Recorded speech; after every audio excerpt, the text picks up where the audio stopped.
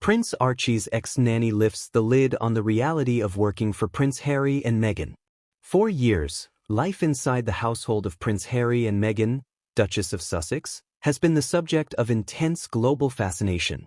From their departure from royal duties to their new life across the Atlantic, nearly every aspect of their journey has been dissected, debated, and dramatized. Yet one area has remained largely out of public view: the everyday reality behind the scenes, particularly during the early years of raising their son, Prince Archie. Now, an individual who once worked closely with the family, described as a former nanny, has shared her perspective on what it was truly like to be part of the Sussex household. While careful not to reveal private or sensitive details, her account paints a picture that is far more nuanced than the extremes often portrayed in headlines. Neither fairy tale nor dysfunction, her experience reflects the complexity of working for one of the most scrutinized families in the world. A household under the world's microscope. From the outset, the ex-nanny explains, the most defining feature of the job was not the childcare itself, but the extraordinary level of attention surrounding the family. Unlike a typical high-profile household, the Sussexes existed in a constant state of global observation. Every movement, every decision, and every routine carried weight far beyond the walls of their home. Working in such an environment required more than professional childcare skills. It demanded emotional intelligence, discretion, adaptability, and resilience.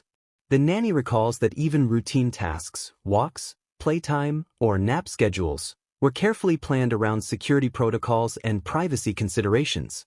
There was always an awareness that this wasn't a normal situation, she reflects. You couldn't forget for a moment who they were, even when things felt very ordinary. Prince Harry, a hands-on father. According to the former nanny, Prince Harry was deeply involved in his son's early life. Despite his public image as a royal accustomed to ceremony and protocol, within the home he appeared determined to be a present, hands-on parent. She describes him as warm, attentive, and eager to participate in daily routines whenever his schedule allowed.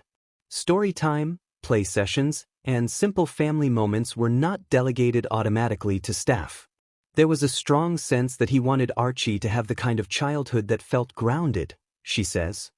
He was very conscious of breaking certain cycles.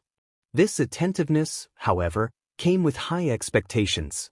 Staff were expected to meet the same level of care, consistency, and attentiveness that the parents themselves aimed to provide. Meghan, detail-oriented and protective. Meghan, the ex-nanny notes, approached motherhood with intense focus and intention. Highly organized and deeply invested in her child's development, she paid close attention to routines, nutrition, emotional well-being, and learning milestones. She wanted to be involved in everything, the nanny recalls. Nothing was left to chance.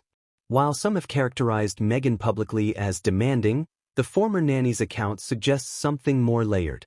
Meghan was described as direct and precise, particularly when it came to expectations around childcare, privacy, and values. She had very clear ideas about how she wanted things done, the nanny explains. If you followed those guidelines and communicated openly, things ran smoothly. At the same time, the pressure to meet those expectations could feel intense, especially for staff accustomed to more flexible or informal arrangements. High standards, high pressure. One recurring theme in the ex-nanny's account is the weight of responsibility. Caring for the child of two globally recognized figures came with stakes unlike any other job she had held. Mistakes, however small, felt magnified by the context. Staff were acutely aware that any lapse in judgment, confidentiality, or professionalism could have far-reaching consequences. There was no room for casualness, she says. Even on the best days, you knew the margin for error was very small. This atmosphere, she explains, was not necessarily created by the parents themselves, but by the circumstances surrounding them: media intrusion, security risks, and public scrutiny. Privacy above all else. If there was one non-negotiable rule in the Sussex household, according to the ex-nanny, it was absolute privacy. Conversations stayed within the walls of the home. Phones were regulated. Social interactions outside work were carefully monitored to avoid any risk of leaks. The nanny emphasizes that these measures were not about mistrust of staff, but about protection, especially for Archie. They were fiercely protective of him, she says. Everything else came second to that. This culture of confidentiality required constant vigilance and could feel isolating at times, particularly for staff used to sharing work experiences with friends or family. A child at the center. Despite the pressures and complexities, the ex-nanny speaks warmly about Prince Archie himself. She describes him as curious, expressive, and surrounded by affection. There was a lot of love in that home, she says. Whatever people believe, that part was very real. Activities were carefully chosen to encourage creativity and emotional security. Reading, music, outdoor play, and quiet family time were all prioritized, even amid busy schedules and security constraints. Cultural shifts and adjustments. The period during which the nanny worked for the family coincided with significant transitions, including their move away from royal duties and later relocation. These shifts, she explains, added layers of uncertainty and adjustment within the household. There were moments when everything felt in flux, she recalls. Routines changed, plans changed, and everyone had to adapt quickly. For staff, this meant flexibility was essential. Roles evolved, expectations shifted, and communication became even more critical. Not a fairy tale, not a nightmare. Perhaps the most striking aspect of the ex-nanny's account is its balance. She resists the simplistic narratives often applied to the Sussexes, either as victims or villains. It wasn't a fairy tale, she says plainly, but it wasn't the nightmare some people imagine either. Instead, she describes a workplace shaped by extraordinary circumstances, led by two parents navigating unprecedented pressure while trying to build a family life on their own terms. Why she left? The decision to leave, the ex-nanny explains, was ultimately personal rather than dramatic. The intensity of the role, combined with the constant scrutiny and emotional demands, made it difficult to sustain long-term. It takes a certain kind of person to live in that environment indefinitely, she says. I realized I needed something different for myself.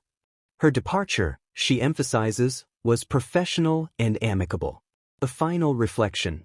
Looking back, the former nanny describes the experience as formative and unforgettable. While challenging, it offered rare insight into the human side of figures often reduced to headlines. They're not the characters people argue about online, she concludes. They're parents, under pressure, trying to do their best. Her account does not settle debates or silence critics, nor does it seek to. Instead, it adds a layer of perspective to a story that continues to captivate the world, reminding audiences that behind public narratives are private lives shaped by complexity, contradiction, and care.